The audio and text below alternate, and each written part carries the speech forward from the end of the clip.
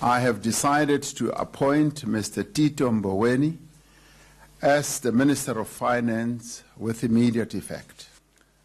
As former Governor of the Reserve Bank of South Africa, and before that as Minister of Labour, Mr. Mboweni brings to this position vast experience in areas of finance, economic policy, as well as in governance.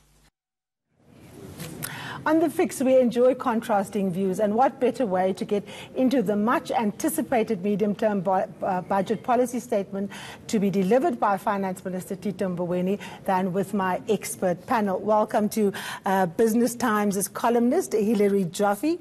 Thank you so very much for joining us here on The Fix. Then, of course, also Mr. Vavi, the General Secretary of the South African Federation of Trade Unions. Good evening. Welcome to The Fix. And economist, Dr. Ajar Jammine. Thank you so much for joining us.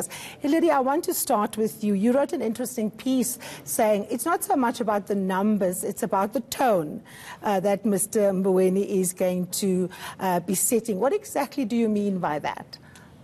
First of all, Mr. Mboweni, Governor Mboweni, as he still likes to be called, I understand, will not have had much to do with the numbers. They will have been signed off as he sort of was putting his feet under the desk. And I think we can get back to this, but the numbers can be shown in we really don't know where we are exactly with the numbers at this point, whether we're on target or not on target. What is important about this week's budget is really what the Finance Minister is going to say and how he is going to say it and what kind of tone he is going to set. Because investors and markets are looking to the new Finance Minister to give a very clear message that the government remains committed to staying on the path of fiscal right, to stabilising its debt ratio at a very high level, but to getting there, and that it's committed to the kind of discipline that it has kept promising but not quite delivered. And it's hoped that he is such a forthright person and he is such a sort of resolute and indeed difficult person that he will be able to hold it all together. Dr. Jammine, the kind of buzzword is, of course, fiscal consolidation. Does that remain his key priority at this stage? It certainly does remain his key priority, and I think the markets, the credit ratings agencies, the investor community remember him as a very conservative central bank governor. And I think the positive way in which they received his appointment as Minister of Finance was because they interpreted that as meaning that we will indeed see fiscal rectitude under his leadership. That segues nicely into what I want to speak to you about, Mr. Vavi. You, of course, hold a different view. And what was interesting, Hilary saying that our finance minister is very forthright. He tweeted, he said, let's do something unusual, which will annoy the establishment. If you were Minister of Finance, what would you announce on Wednesday next week? And people, of course, have taken to Twitter to tell him. And one of the people that have done so is the former public protector, Professor Thuli Madonsela. And she's saying, thank you for being consistently democratic.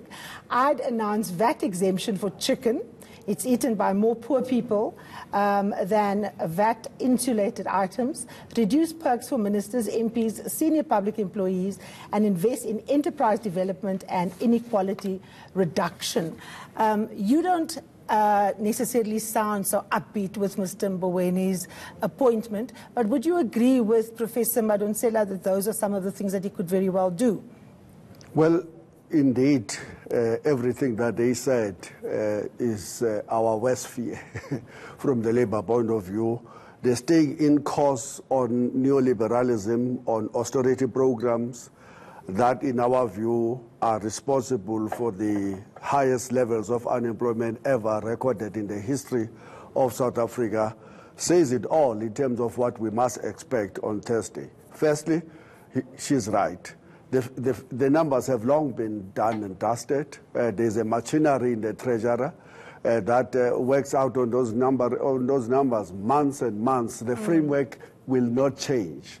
And it is the same old framework that have failed South Africa, that have led to the government spending less and less resources on every aspect of its life except the social grants, which is a different discussion as to whether that is the good story to tell in South Africa in the context of the growing levels of unemployment, poverty, and inequalities.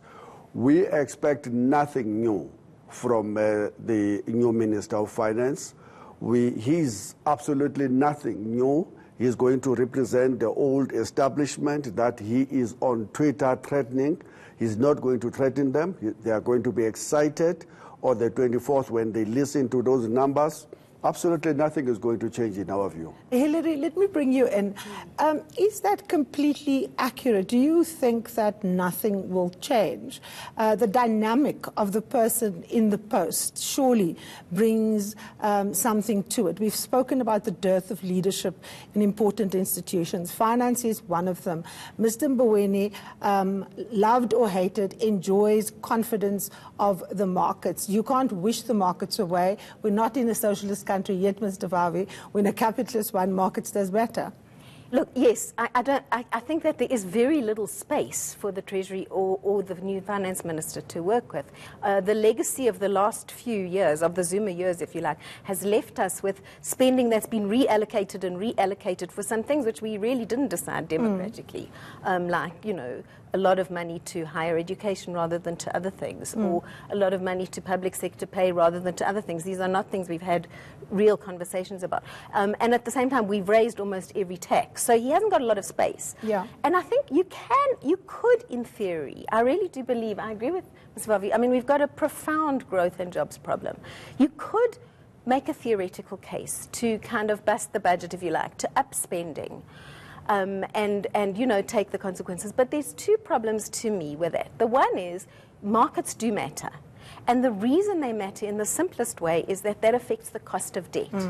And as it is, the debt is one of the interest costs. We're paying away a lot of money to bankers in interest costs. And the worse the markets take this, the more we will pay in interest costs. And the other point, the other reason I wouldn't want to see them bust the budget is because as long as government itself is so dysfunctional, you're just throwing good money after bad. It's not necessarily going to help. I see you nodding, Dr. Jameen. The funny thing is that the President gave an assurance at the COSATU conference recently that 30,000 jobs in the public sector won't be lost. However, he said we must have the tough conversation.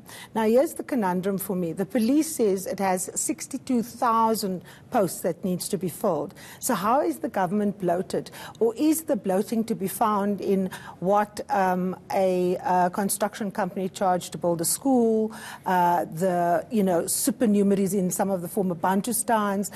Where is that bloated civil service if almost all of the vacancies are not filled, if the police alone needed 62,000 men and women? Yes, I think the accurate explanation is we are not getting our bang for our buck from the public service. And part of that is, you're quite right, it's not necessarily teachers and nurses and policemen we've got to chop, but higher echelons of the public service who are really in their positions to push paper rather than to, and the management of the public service has declined massively.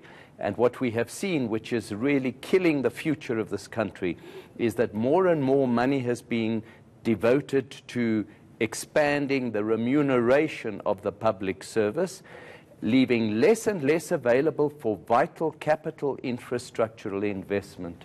And that it's infrastructural investment that guarantees goods and services in the longer term, whereas if you are just employing more and more public servants in the short term, you're just boosting the economy short term, and then there's nothing to follow up after that. We will, of course, continue with this discussion after the break. Do stay tuned.